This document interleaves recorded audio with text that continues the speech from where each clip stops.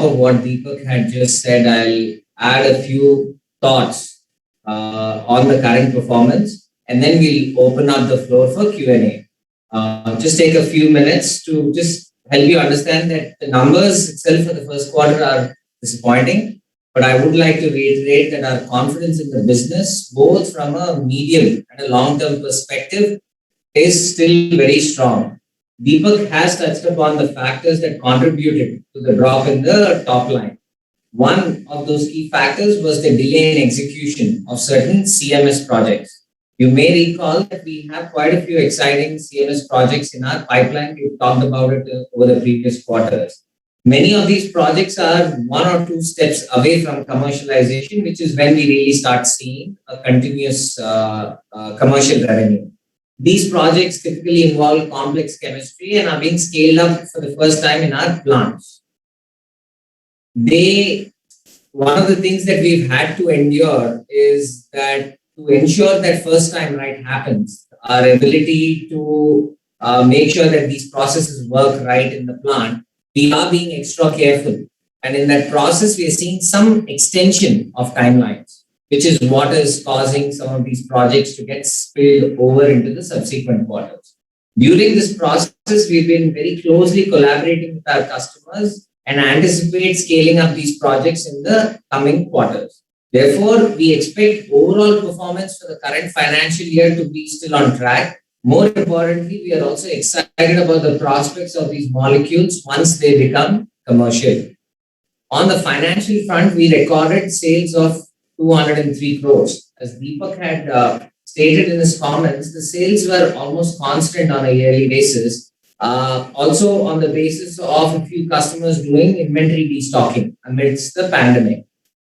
However, we expect this to be a temporary phenomenon as we receive continued interest across the board from other customers. The primes segment witnessed growth largely led by Levitral and Levofloxacin.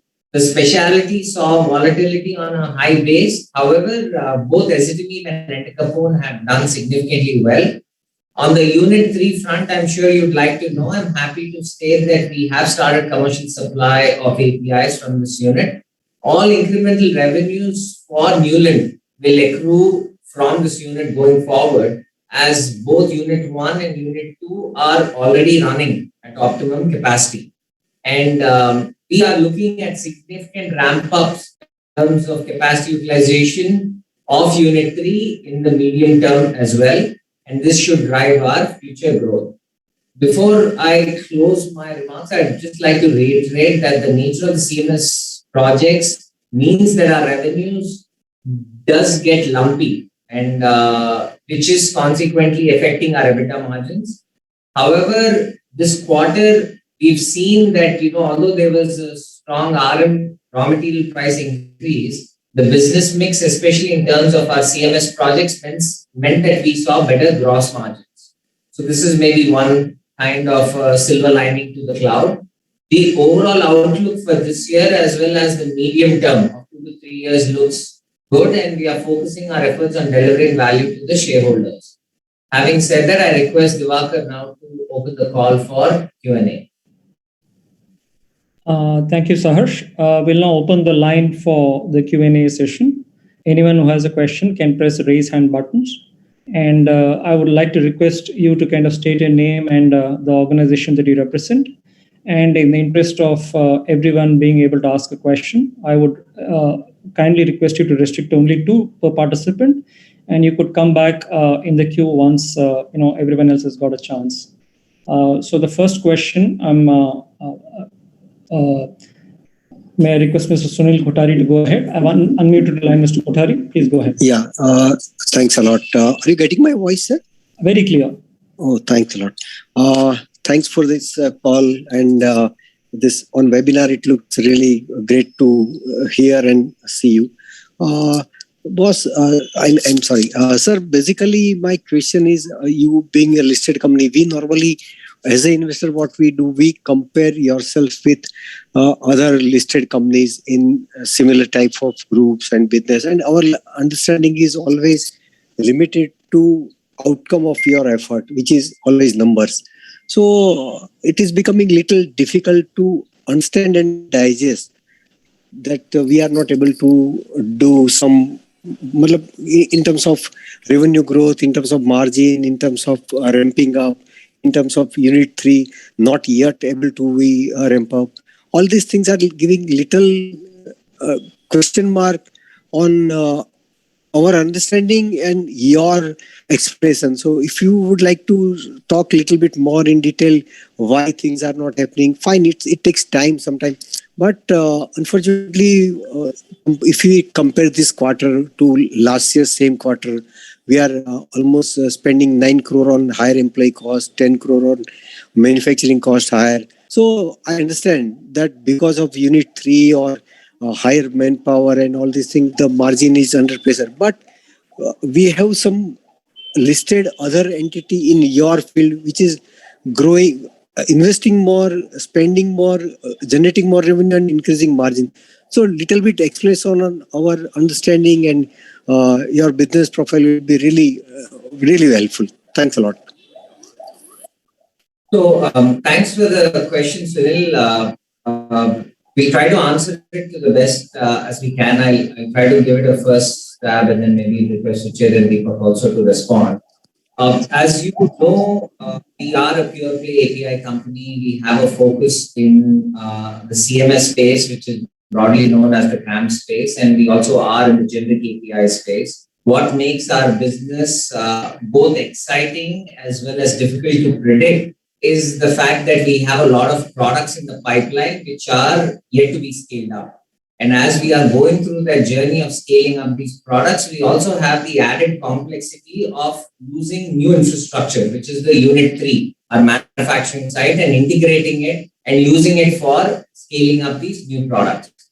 As we are going through this journey, we have seen in the past that as the products get scaled up and they start contributing, we will see better operating leverage contributing to increase in EBITDA margins and profitability.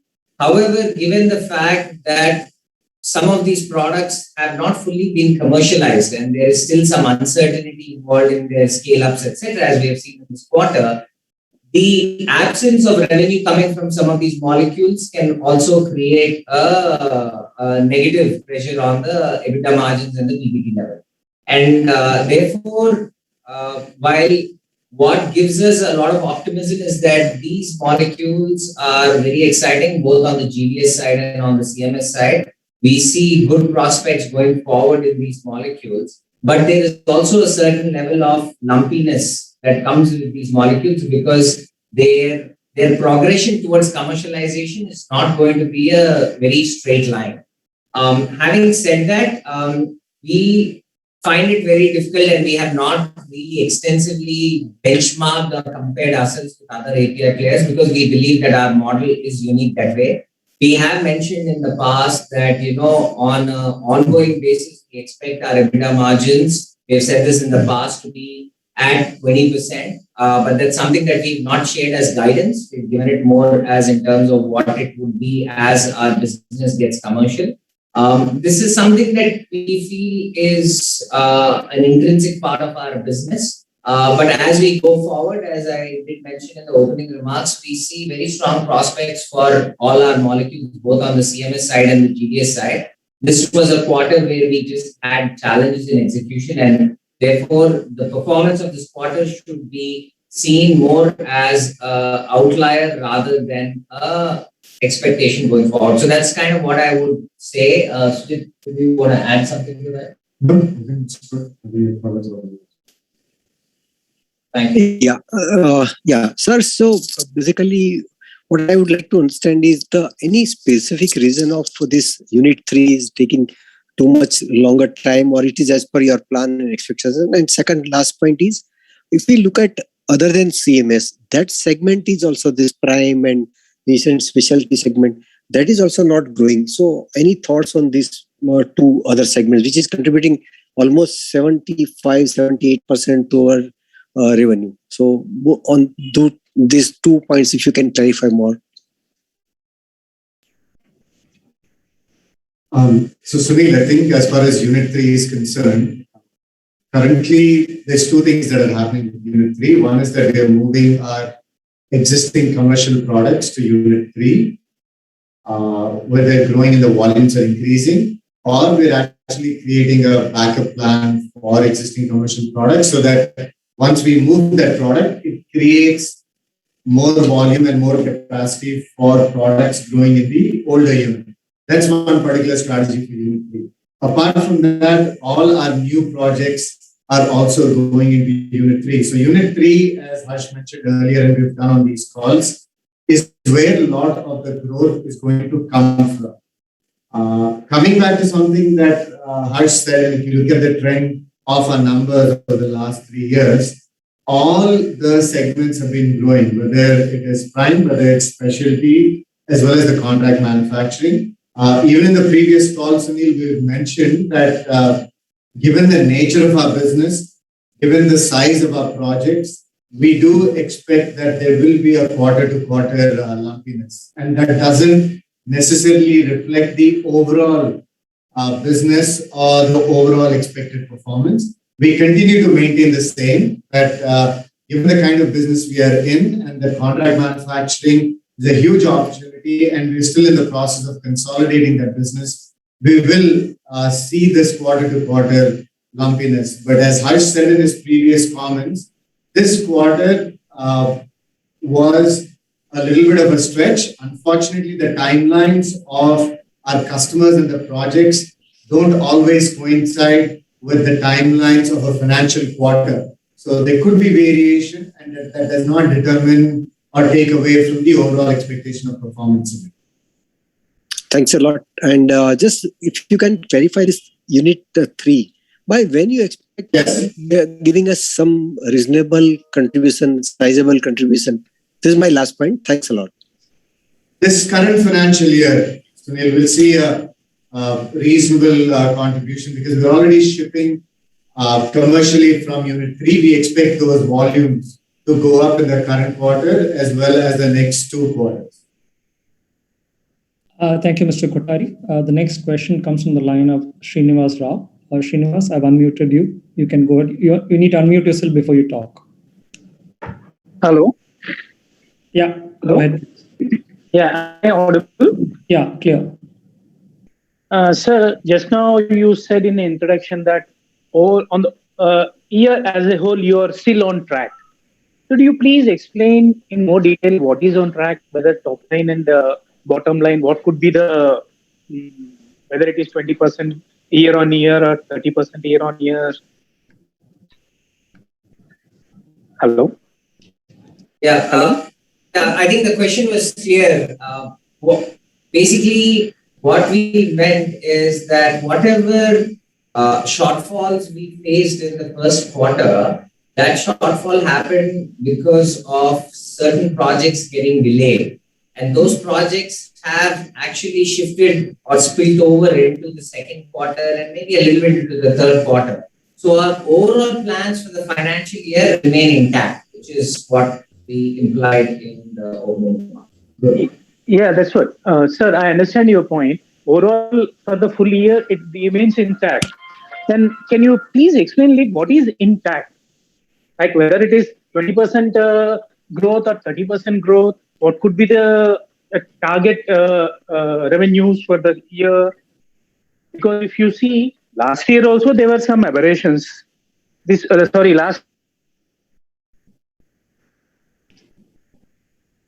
quarter also there are some aberrations. And we are not getting a clear picture from the management as to what is the near and foreseeable future as far as financial performance of the company would be. So thanks for the question, and I'll try to clarify it to the best that I can. We obviously won't be able to give you a very specific answer on what will be the growth rate for the year. What we've said in the past and is that as an organization, we are targeting anywhere around a 15% year-on-year growth over a long-term perspective. We also said that our EBITDA margins should be at about 20% on an ongoing basis. I think those are two comments that we've made in the past, and I think that's the extent to which we would provide any kind of visibility. However, we've also mentioned and qualified saying that given the nature of our business, we expect to see volatility, not just at a quarter to quarter level, but even sometimes on a year to year level, where you may not see a uniform growth on a year to year basis. Having said these two things, what we've also mentioned is that a lot of our business growth is coming from the scaling up of new products. And those new products are actually going through scale ups right now, and Unit 3 plays a very important role over there. What we expect in FY22 and is that whatever challenges we have seen within the quarter are things that we expect to surmount over the next several months, over the next few quarters, and therefore we expect our FY22 performance to be intact. That performance is kind of in line with our earlier comments, which is, on an annualized basis, we should see a 15% growth. But at the same time, I would like to caution you that what we are saying is not a year-on-year guidance. So we are not indicating to you that we will grow 15% every year. But you should expect that on a 5-year horizon, you should see the company growing at a 15 to 20% on an average basis. So I think that's the kind of clarity we would be able to provide, not because we do not wish to share more details, but it's just the uncertainty that of the business that we are in. We would be finding it very difficult to provide more granularity beyond this point. Sir, I appreciate you being cautious on your guidance. But sir, how your pharma company is different from other pharma companies? Because you feel there are so more uncertainties than other pharma companies feel, at least in the foreseeable future. And my next question would be, by So Rao, I think time frame? Can you by which time frame we can expect a 20% EBITDA? So let me give quick answers. I think in the interest of time, obviously, we understand our business really well, and we're happy to talk about the drivers for our business. But we cannot talk or compare ourselves extensively with other pharmaceutical companies and what they're doing. The growth factors for our business is really what's happening on the CMS business. I think for the GDS, our growth in Prime, which is something that we have been seeing. We talked about the growth in levofloxacin as well as Lebetlol. We've also talked about entacapone as well as another product on the specialty sector, and these are what are driving our growth. With regards to the EBITDA margins, we have seen our EBITDA margins consistently improve. I think even in the last financial year, we've seen an EBITDA margin at about 80%, which has been a substantial improvement over the past. We expect our EBITDA margins going forward also to grow, and that's largely going to happen because of the improvement in the operating leverage of the business. This particular quarter was an aberration because we could not see the operating leverage because there was a dip in revenues, and therefore consequently there was a dip in EBITDA. I think over the subsequent quarters, as we see our business resuming to normal levels, we should see an EBITDA margin getting back to a higher level, although we would not comment on when specifically we would get to 20% EBITDA. So I think that's as much clarity we can provide at this point of time. Again, a kind request, please. We'd like to kind of allow all participants to ask questions. So I would really, really appreciate if you can restrict yourself to 2. Any follow-ons, you can definitely get back to me or Sajeev. We can definitely help you with that. But I'd like the management to address as many questions from a huge number of people that have raised their hands. So please bear that in mind and restrict yourself to 2 per participant. I would really appreciate that. The next question comes to the line of Rahul Bharadwaj. Rahul, go ahead. Rahul, you need to the opportunity. Yeah. Can you hear me? Absolutely. Go ahead. Okay, perfect. So I have 2 quick questions. One, I'd like to know what is the opportunity that Neuland as a company is most excited about in the next 5 years that they can share with us. And secondly, since due to the client requirements, some of the revenue could not come in this quarter as they've been delayed. can you provide us some guidance into if we can expect a 20+% growth for Q2 in terms of the deferred revenue? So those are the two questions from my side. Maybe from a long-term perspective, 5-year perspective, Rahul, there are several molecules in our CMS pipeline. I think every quarter we've been, sharing a table that shows how many molecules we have across phase 1, phase 2, phase 3, and commercialization. And there is a column in that table called development, and there's a column called commercialization. If you actually see the molecules that are transitioning from development to commercialization, I think that is where there is the maximum excitement. Because many of these APIs are going into novel drugs that have been recently launched or are going to be launched in markets like Europe and US. And depending on how successful these drugs could be, they could be very big revenue drivers for Newland. So that's clearly something that excites us a lot. Because of the confidential nature of these molecules, we cannot disclose the identity or the nature of these particular APIs, but we have at least about 4 to 5 molecules which are in this category. And we hope that at least maybe a few of them will be really successful. So that's something that really excites us. In terms of other product drivers, I think on the GDS side, we have a very exciting basket of products. We have products which we've had in our portfolio for quite some time, but are continuing to grow now. Products like levetiracetam. We have products which are also niche in nature from our specialty category. Products like paliperidone, which are all going for scale up and commercialization in the years to come. And those are things that really could be exciting revenue drivers for us. With regards to the guidance of the spillover, I think that's something that we would not be able to share. Like I had mentioned in the comment earlier, I think we are on an ongoing basis targeting a 15% type of revenue growth. It's not necessary that it's going to happen every year. It's also because there is going to be certain unknowns in what's going to happen in the next 3 financial quarters. So we would expect to have a good financial year. We don't expect Q1 to have an impact on the rest of the financial year. But in terms of what we would do and how much we would grow, that's something that we won't be able to comment on. Sujit, you want to add anything in terms of what's exciting in the next 5 years?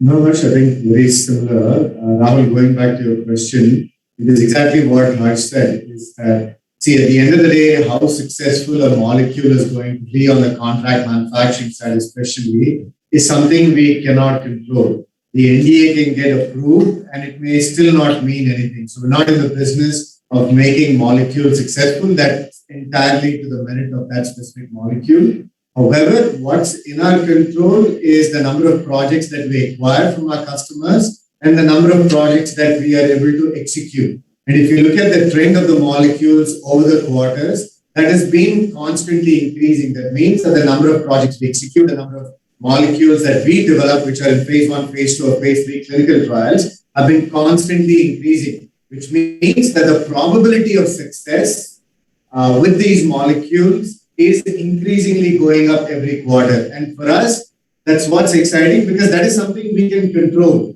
And the more projects we get, the higher probability of success for the higher number of molecules. And single-mindedly, that's what we are excited about from a contract manufacturing point.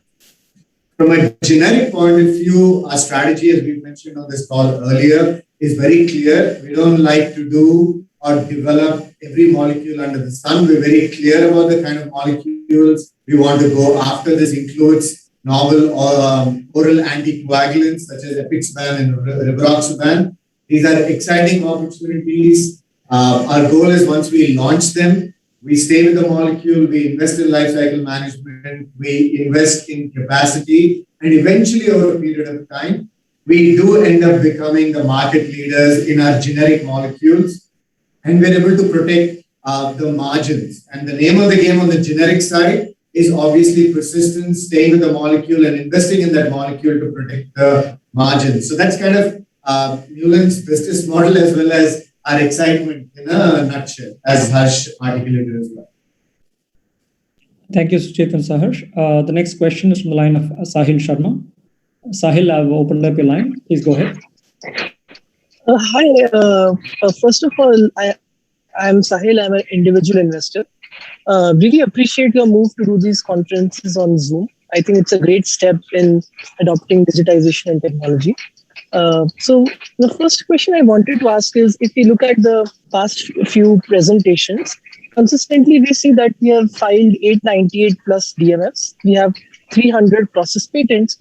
What I'm wondering is that these numbers have not really moved in the presentations. So basically, what's happening on the R&D side for generic molecules? And like, why don't we see more DMF filings or process patents? That's my first question. Thanks, Sahil. I think it's a good question. I think with regards to DMF filings, your observation is absolutely right. I think there hasn't been a movement in the last quarter or two, but that's also because of the timing of how the projects have been going through. And I think given what we've seen recently, we expect to have a significant number of filings in the next 2 to 3 quarters. Our target internally is, I think, about 6 to 8 DMF filings in the next 3 quarters. Whether we'll be able to make them happen or not is something we'll have to see. But there was a period of lull. I think with regards to process patents, we'll have to get back to you on that. I think process patents is something that we continuously file, but those are also something that happens based on our ability to generate novel IP. As an organization, we don't have targets.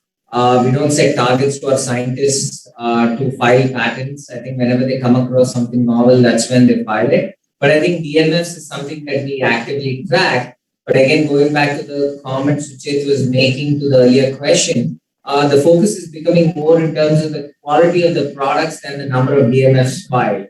But having said that, we still expect to file 6 to 8 DMFs in this financial year. Thanks. Just a small clarifying question. When you say 6 to 8 DMFs, you mean US DMFs or all across the world? Yeah, US DMFs, and they could possibly also translate into CEPs, other EU DMFs or other DMFs in other regions as well. Okay, so we're talking about unique molecules. We say 6 to 8. Got it. Thank you so much. So that's all I have for now.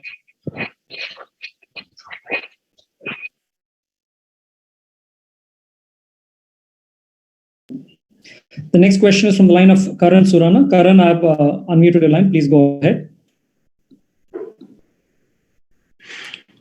Karan, can you hear me? I've unmuted your line. Yeah, Karan, go ahead. Yeah. I'm audible? Yeah, very clear. Thank you for giving me this opportunity. So I have a couple of questions. So as you mentioned that there was a steep increase in raw material prices. So would just like some color from the management. What led to this, or from what geography did the price increase come from? Because in the previous con calls we've kind of stipulated that we're going to de-risk our supply chain from China. That's number one. And number two, sir, we would like to ask you as well that the CMS revenue from the last 3 quarters have been dropping sequentially. We did around 90 crores, then 60, and now 44. And even though you talk about like the projects, that's what we are kind of focusing on. We did not lose any projects in the development or the commercial side. So are we essentially getting lower value per project, or what's exactly in that particular sphere the company kind of overlooks per project and any color on that, sir? Thanks, Karan, for asking that question. So in terms of raw material prices, we have seen that in this quarter, due to COVID, solvent prices have spiked. So raw material prices for solvent has spiked not only for Newland but across the industry. So that has some marginal impact on our bottom line as such. And we do see that slowly these solvent prices are coming back to the normal prices. So we have seen a couple of solvents which have really hit our EBITDA margins in this quarter, and we are seeing that trend is declining, and going forward, that will ease out the pressure in the solvent pricing that we have seen. So that's where we stand as of now. Maybe I think for the other question, which is about the sequential dip in revenues and on the CMS revenue dip as well. I think your observation is absolutely right, Karan. From our perspective, the CMS order books, as well as the potential value of the business, as well as the overall value of the business, I think everything is looking fairly strong today. It's more about our execution and deliveries, which has really kind of created that optics that there is a sequential decline. If we had not had those execution delays in Q1, then you would have seen a significant growth in both Q1 revenues as well as CMS revenues, although we are not really able to quantify them. So I think the observation boils down to the same underlying issue, which is the delay in executing some of these CMS projects is what's really kind of creating that optics of sequential dip in revenue. But we're also fairly confident that that will be overcome in the subsequent quarters because we have a clear handle on handling these challenges. So that's kind of what I would add to what sounds good. The next question comes from the line of Jyotivardhan Jaipuria from Valentis Advisors. Please go ahead, Jyoti. Jyoti, you have unmuted your line. You can unmute yourself. Yeah. You can hear me now?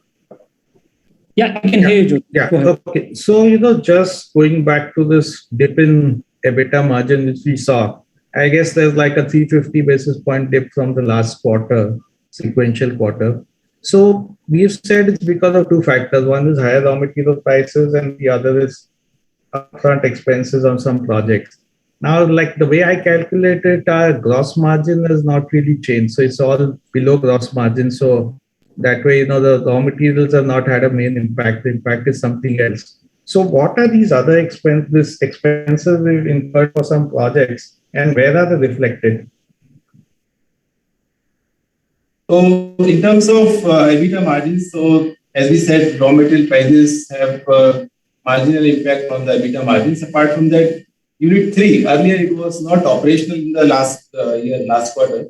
So now since we have commercialized Unit 3, so ramping up of Unit 3 is also happening in this quarter. So we have seen that we have added some people for Unit 3 in this quarter as compared to the last year quarter.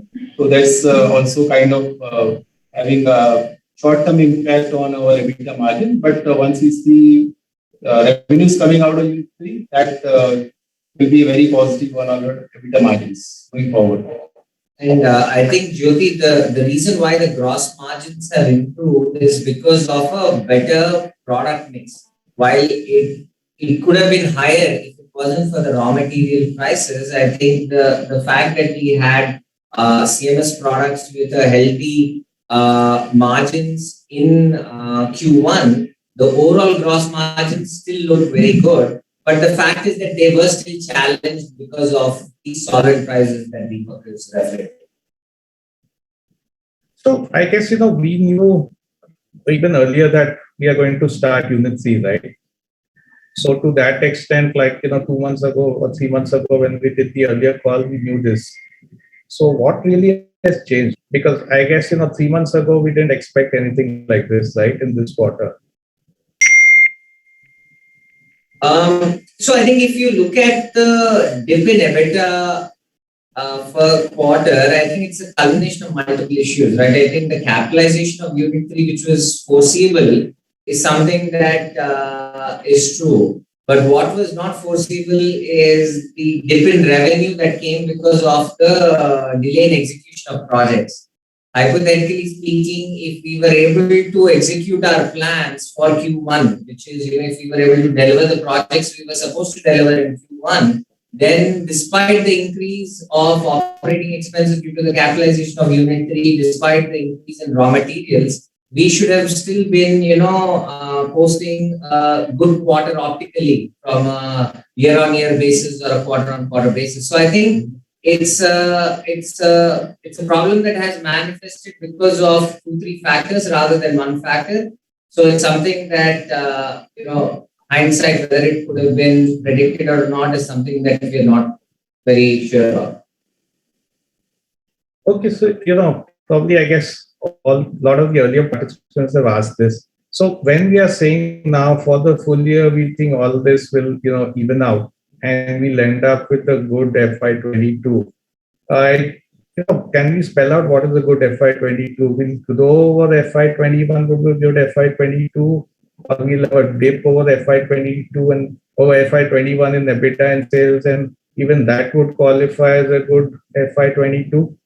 Can we get some, I don't want to know whether we go at 15% or 18%, but if we, let's say, have a flat FY22 versus 21, would that be good or would that be not so good? I think, our FY22 should be better than what we did in FY21. But yeah, I think we'll not quantify it, but it should be a better year in terms of revenue as well as EBITDA. And I think the only limited point I did want to emphasize is that whatever hit we've had in Q1 would be delivered in the subsequent quarters. So on a net, we don't see any impact for FY. Yeah, again, kind of just requesting participants to stick to questions, please. If you have further questions, you can come back in queue if there is time available. I'll now allow Keval Ashar to go ahead and ask this question. I'm going to open the line up, Keval. Please go ahead. Yeah, so I had only one question. So we've seen in our product pipeline, semaglutide is there. So wanted to know what is the size of opportunity that we see in semaglutide, seeing that glucagonide peptides have shown a good growth over the past few years. Yes, so GLP-1s are actually very exciting. There's semaglutide and liraglutide, both which Neuland are working on. Semaglutide is the more advanced project for us only because there is opportunity to be the first source for the generic markets. Currently, we are still in the early stages of the development. We expect validation to complete maybe in end of FY23. Having said that, we are looking at markets worldwide. There's a solid oral as well as an injectable formulation, and currently we are exploring both exclusive as well as non-exclusive partnerships. But it is a complex project, but we do have very capable teams working on it right now. Sure. Thank you and all the best.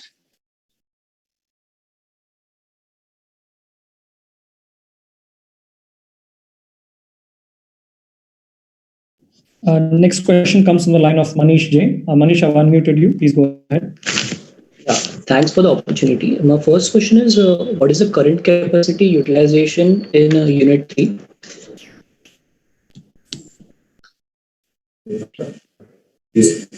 So we have about, Manish, we have about 6 production blocks in Unit 3. About 4 of those production blocks, currently we have products running where validation batches are complete. We're making small commercial supplies, but even within these 4 production blocks, these products are made on a campaign basis. So the capacity utilization is still fairly low. So we don't expect to get to a reasonable, very close to 40% capacity utilization, 50% until the end of the current financial year.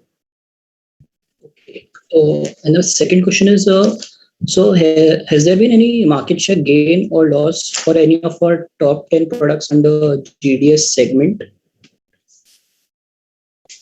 We haven't seen any signs of a long-term market share gain or loss. Manish, what we've seen is that there's some products because of either additional inventory, lower offtake because of the impact of the pandemic, we've seen those indications, but the overall products continue to grow, and any temporary loss in market share will pick up through the rest of the year. But we haven't seen any significant loss in market share. The next question comes from the line of Abhishek Kapadia. Abhishek, please go ahead. Abhishek, you need to unmute yourself, please. Hello. Abhishek Kapoor, sorry, I'm sorry. Yeah. Good evening, everyone. I have got one question only, sir.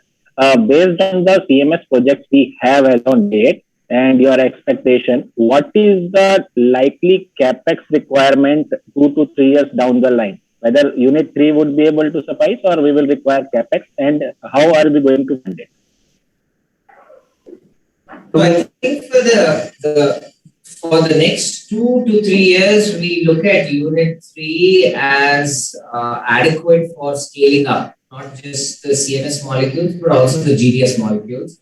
But we also are being careful to look at various scenarios of, certain scenarios where if there is a higher than expected projected forecast, then we will probably have to look at capacities beyond Unit 3 as well. But in terms of capital expenditure, Deepak, do you want to answer that question in terms of what's our capex plan? So our capex plan for all the units put together are similar to the last year. So maybe based on the project viability that we will be evaluating over the next couple of years. So I hope that we'll be doing similar kind of capex that we have done in past on a year-to-year basis for next couple of years from now. So give that specific number. Yes, sir. So we will be doing roughly around 100 crores of capex for that per year for next 2 to 3 years. Will this be on existing units like maintenance capex, or you will be adding up some thing in the existing units? So this includes all the capex put together, Abhishek. It includes capacity enhancement, replacement capex, upgradation. All of that will be the range of about 100 to 110 crores. As we see, as things stand today. But as Harsh was mentioning, when we see a specific project that requires a project-specific capex and has a project-specific payback, then we will not hesitate to invest in additional capex to make that project successful. I think the only other thing I would add here is that when it comes to capex for CMS projects, we also ensure that there is a very high level of visibility and certainty and assurance from the customer before we deploy the capex. So having the right contracts, perhaps in some cases even getting advances from the customers to fund some of these capex are all part of our negotiations with the customer. So whatever capex we will deploy for these CMS molecules, we will make sure that there is a clear business visibility before we deploy them. We'll take the next question from the line of Abdul Qadir Puranwala. Abdul, go ahead. Yeah, hi, thank you for the opportunity. So, first question is on what was the inventory amount for the quarter on the balance sheet? If you could provide that.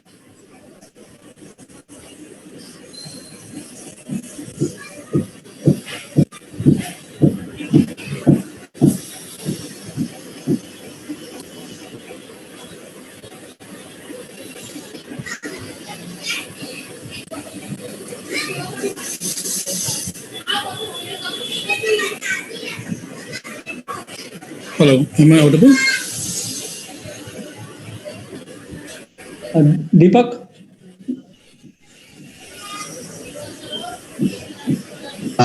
Deepak, what was your second question? Please ask your second question. We'll answer this in the meantime. Yeah.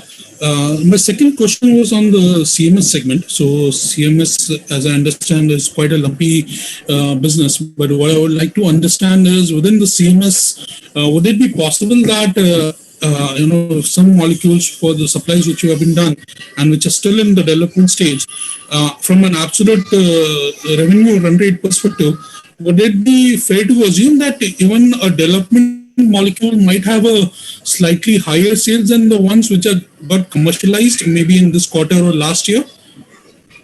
Yeah, absolutely, Abdul. I think there is, today we've said this in the past, that our commercial revenues from CMS molecules are maybe around the 100 crores per year range. That's what, Neuland's current commercial molecules deliver. We are seeing development projects where validation batches could have very significant high value in comparison with what could be the commercial value of some of the molecules. I think that way there is a very large standard deviation of all the products in the CMS pipeline.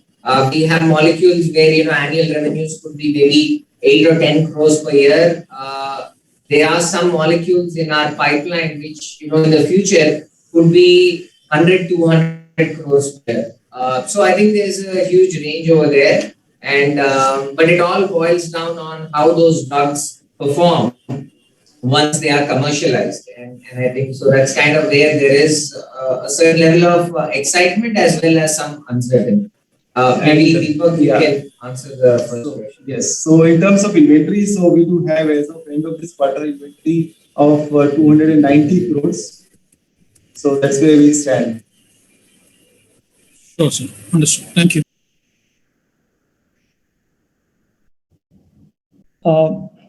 Thank you, Abdul.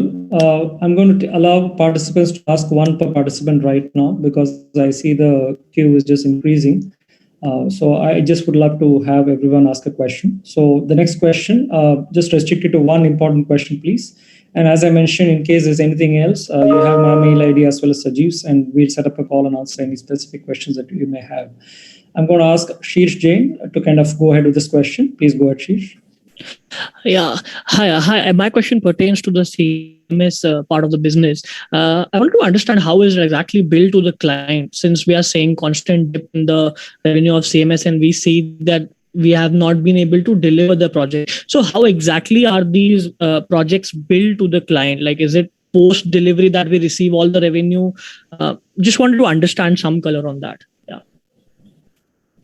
Really, Sheesh, for the scale-up projects, the examples that we were referring to in our opening remarks, there is usually milestone-based payment, wherein, when we are starting the campaign, we get maybe 20-30% of the project value, which we accrue as advances, and we use it for, cash flow for purchasing raw materials.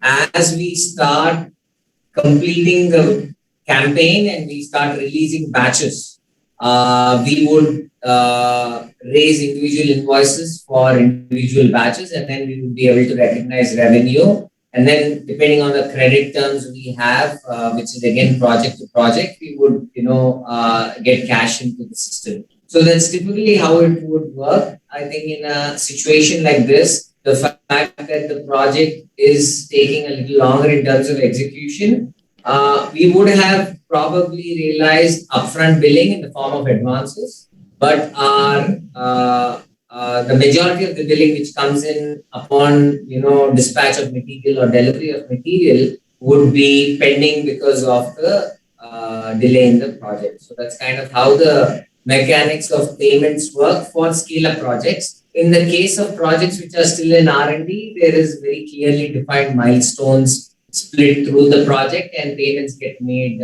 based on the progress of those milestones. Thank you, Saharsh. I'll now let Kailash M. Please go ahead with your question. Restrict yourself to one question, please. Thank you, everyone, for the opportunity. I see that in the panel on the CMS pipeline, the count for development and commercial is at an all-time high. So can we assume that we will have a much higher commercialization and a higher uptick in the times to come? Thank you. Yeah, the numbers have steadily increased, Kailash. Today, I think between development and commercial, we've seen maybe almost 35 to 38 molecules. What that clearly indicates is that more molecules are likely to get into commercial, and therefore there is likelihood that the commercial revenues will increase. I think two comments I can make over here. One is I had mentioned earlier that there are 4 to 5 exciting molecules in the CMS pipeline which are likely to get commercialized, and we expect maybe at least a couple of them to be really successful, and that could help us drive the business. So that's something that's very pertinent to share. Other than that, what I would also like to share as an input is that the timelines for this commercialization is something that we need to be mindful of. And I'm also sensitive to investors who are asking questions about the lumpiness of the business and the growth percentages on a year-to-year basis. This is something where we also struggle with in giving guidance as to when will that commercial revenue start reflecting. I think that's something that we should expect, but I would be cautious in saying that these will happen over the next 1 to 2 years, and maybe more conservatively over 3 years time frame. And therefore, you will start seeing the CMS growth happen over that time frame. So this is not something that I would anticipate over a 1 to 2 quarter or a 3 quarter kind of a time frame. It is something that I expect over a 1 to 2 year time frame. So that's kind of what I would share with regards to the commercial prospects of that pipeline. The next question is from the line of Rishabh. Rishabh, I've unmuted your line. Please go ahead. Yeah, hello. Hi. Can you hear me? Yeah, very clear. Hi. Sir, I have one question. Given that Bilastine has gone off patent in some of the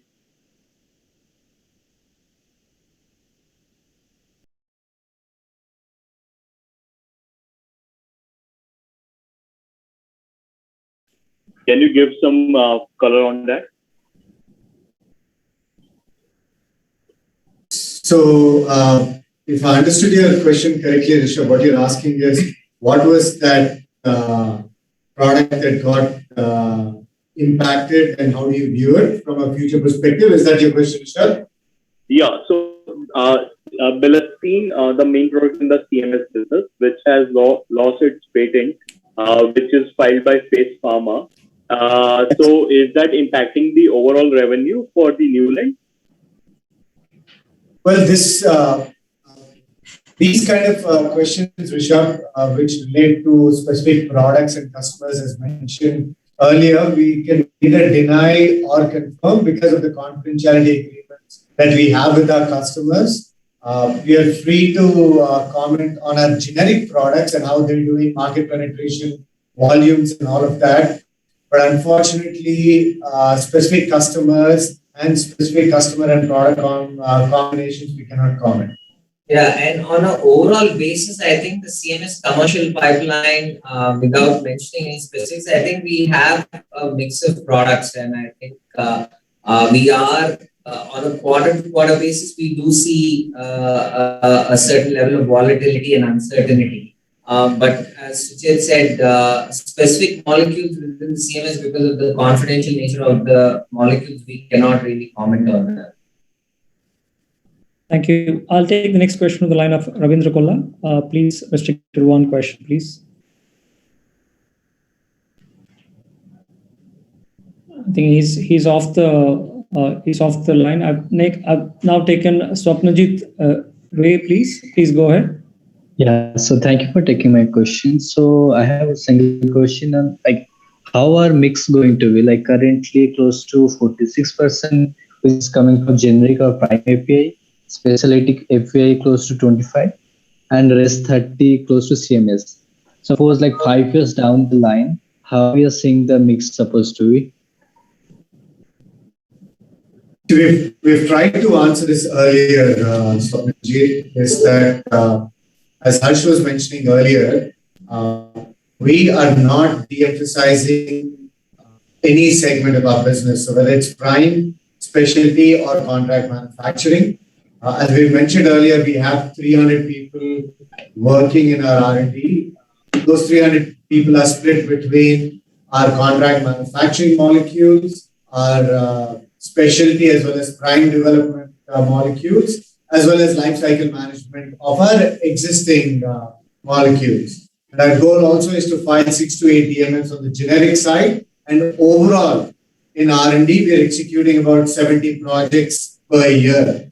So our thrust is on all the three segments to be able to grow all the three segments as well.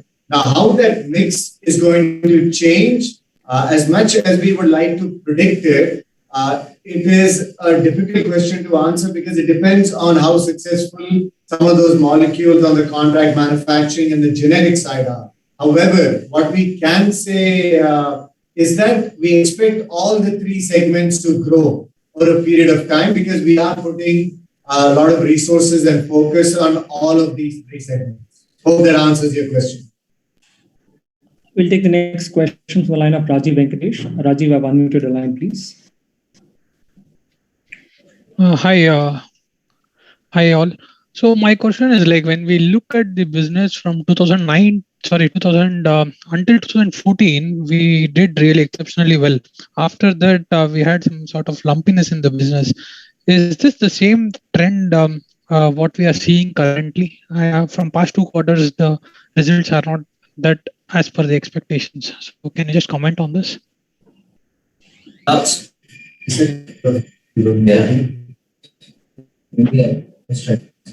See, I think what we've seen in 2009 to 14, and I wouldn't like to get too much into the past, but I think that was a situation where we were largely a prime product company driven by 2 products and with a lot of capital expenditure incurred with a lot of debt on the balance sheet, a highly leveraged company. And we had kind of been able to reduce or pay down our debt. And we had started to see our specialty business and CMS business kicking in. And a lot of the growth that happened at that time, I think particularly 1 or 2 years was as a result of, 1 or 2 products doing well. I think today our business is in a very different situation, and we think it's a completely different situation with absolutely no parallel to the past. Because today our business is highly diversified. We have a very diversified, not just business mix between GDS and CMS, but also within GDS, within CMS, we have a highly diversified product mix. We have a very healthy pipeline of products that are coming up for scale up, and therefore that gives us a lot of confidence on the future and what stands for us in the future. Today, our balance sheet is actually in a fairly strong position. We have created a lot of infrastructure in terms of Unit 3, in terms of R&D for what's ahead, and therefore we have actually a clear runway for the growth. So having said that, I think today we still face some challenges that come with the lumpiness of the CMS business only because the business is still relatively small. And as we see the business growing from, say, a 150 to a 200 to a 300, 400 crore revenue scale, that lumpiness and that volatility should start reducing significantly. And as that happens, I think the business will have a lot more stability. So I think that's kind of how I would probably look at the recent times versus the past. I think it's definitely a lot more diversified and an evolved business at a much larger scale. I think we were a 400-500 crore company at that time. We are closer to 1,000 crore company with the prospective growth rate. So anything you want to add? No. I think it's a good. That's fine. We'll take the next question from the line of Vijay Kumar, please. Vijay Kumar, go ahead.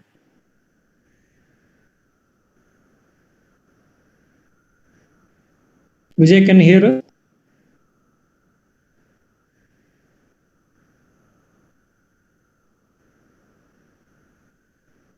There was no response from Vijay. I'll take the next question from the line of Srinath V. Srinath, please go ahead. Hi, I'm audible? Yeah, you're audible, please. Yeah. I think in the CMS side, I mean, we do have, I think, 6 commercial APIs and 11 intermediates. So, and the pipeline is improving. That's really encouraging. So what I want to know is like, really, how is that business? Like, are we only the first supplier, or we are some of, I mean, in some of the molecules, we are second supplier. So how does this mix going to affect us? I mean, what I'm really trying to understand is, suppose if we are a second supplier, I mean, do we have any visibility for those products in future? like, I mean, we are all getting excited about this kind of, I mean, products in the commercial pipeline. But if we are second supplier, are we going to get any business? I mean, just we're trying to understand. Like, Srinath, your question is specific to CMS, or you're asking generally for GDS? It's specific to CMS. I'm only talking about CMS molecules. Yes, I was saying earlier, Srinath, our margins when we are a primary supplier are definitely higher. But at the same time, there's always a risk that you lose a big chunk of that business to a secondary supplier that comes in and that gets majority of the volume. So going back to your question, we have molecules where we are the primary supplier in several cases, but also molecules where we are the secondary supplier. The difference is that being a secondary supplier, we enjoy higher volumes, slightly lower margin. Being a primary supplier, we get definitely a higher margin with a slightly lower volume. So it's a trade-off. It's not this one's better, that one's better. We have to go on a case-by-case basis. Our goal, however, is to make sure that we are as early as possible. We can be the primary supplier, and we're also investing in that molecule and keep it competitive so that we can get as much volume as possible. That's our ultimate goal that we work towards on the CMS side. Thank you. We'll take the next question from the line of Rohit Balakrishnan. Rohit, go ahead. Yeah, hi. Am I audible? Clear, please. Yeah, thanks for this opportunity. My question is actually on the GDS side. So you mentioned in your earlier comment that you are very selective on your products, and over time you sort of try and seek market share gains in those products.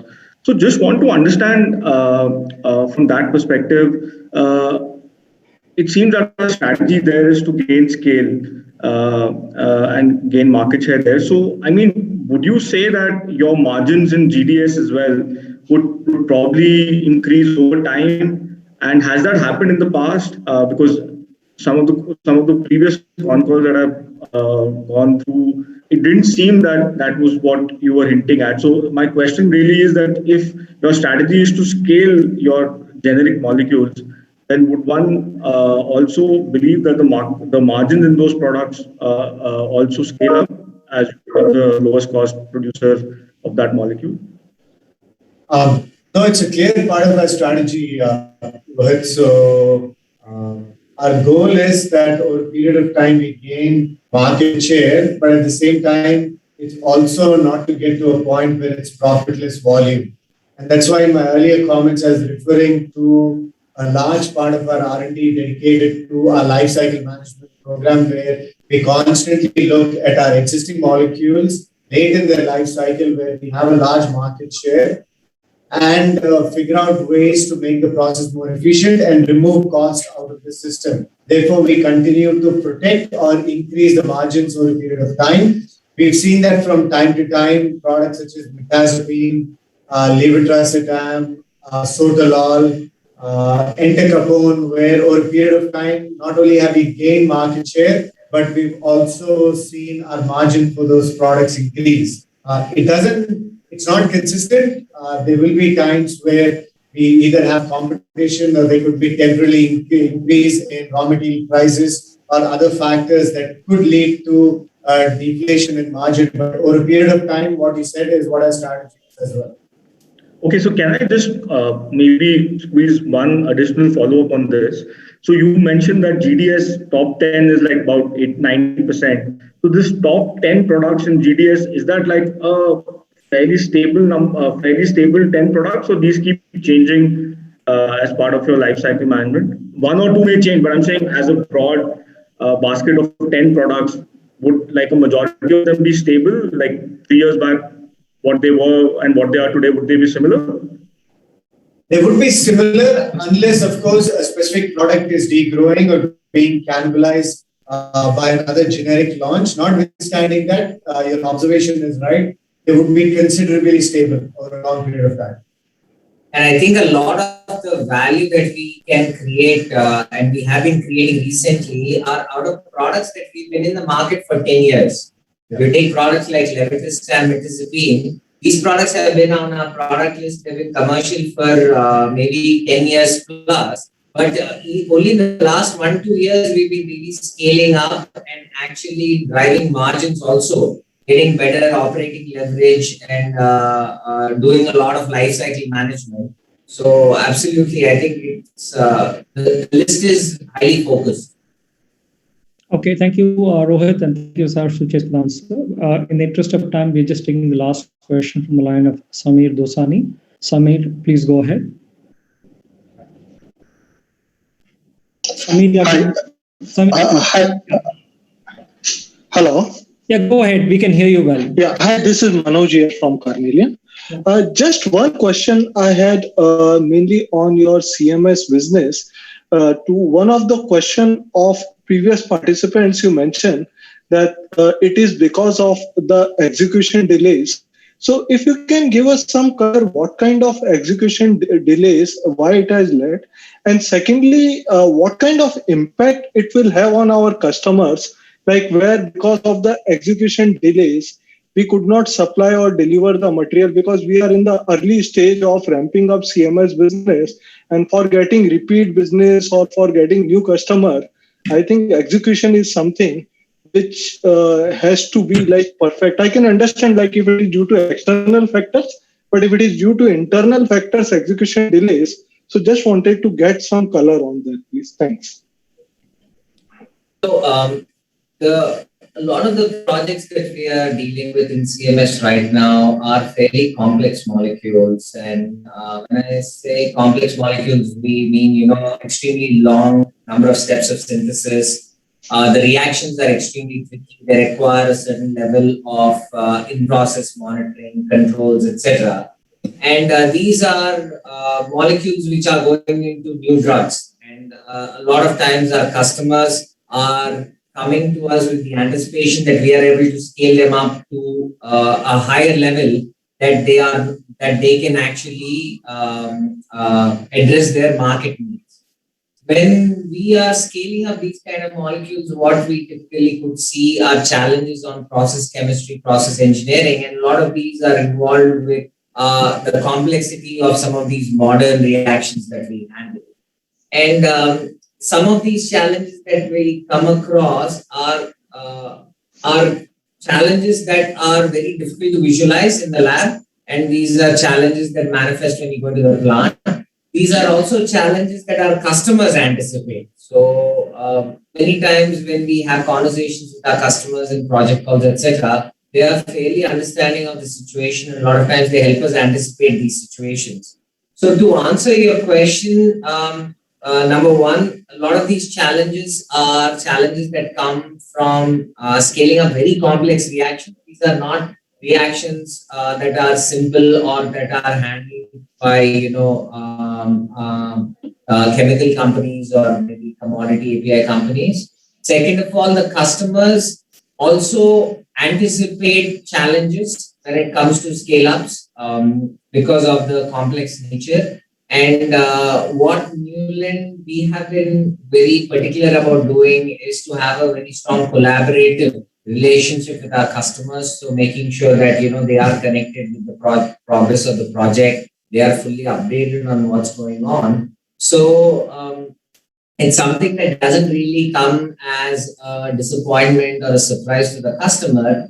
It's more about project planning and making sure that we don't have a situation where there is a shortage in their supply chain and that they have the visibility to plan for contingency. So that's kind of how our customers view this, and this is how we kind of view it, not necessarily as a make or break kind of a situation. Sure. Thanks for taking my question. Thank you, Manoj. Much appreciated. Thank you, friends. I think in the paucity of time, we have to kind of stop the call now. I do see that there are 5 or 6 repeat participants, but plus 2 or 3 of them who have not asked a question. I've kind of noted the names down. Where possible, I'll definitely come back to you.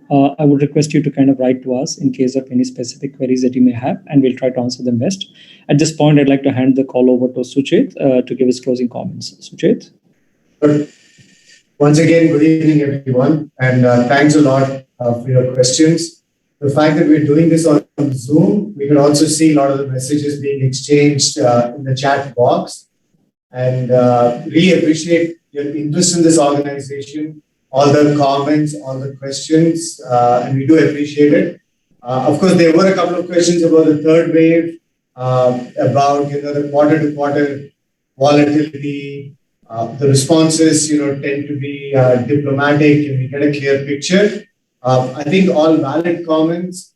As far as the third wave is concerned, we really don't know how much it is going to impact us and whether it will be impacting us or not. We just have to wait and see. I think from a quarter-to-quarter volatility point of view, as all of you might know, in FY19, our quarterly revenue on an average was about 168 crores. In FY20, that number went up to approximately 190 crores. In FY21, our average quarterly revenue was about 230 plus crores. So having said that, over the last 3 years, we have grown consistently. We've repeatedly said in these calls that we do expect a quarter-to-quarter volatility given the number of projects, the contract manufacturing business. And, as an earlier question was, is that when the projects get delayed, does it really impact our relationship with the customers?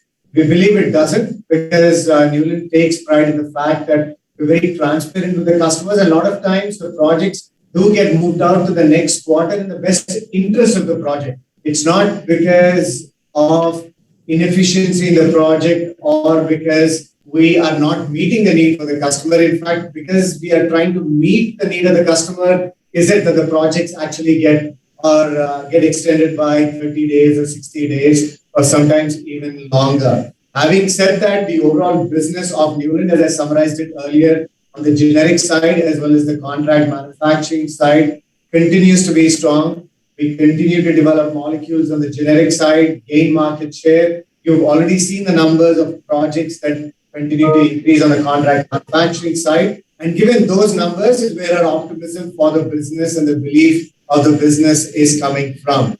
So yes, we do expect that short to medium term volatility, but as we've shown in the last 3 years and even longer, that the overall business will continue to grow and perform and meet our margin targets as well as our revenue targets. Once again, thanks a lot for your interest in the company. That shouldn't end with this call. Please continue to reach out to us, and we'll be happy to answer your questions. Thank you. Thanks, Divakar. Thanks, Ravi, for doing this, and everyone else for making this call happen.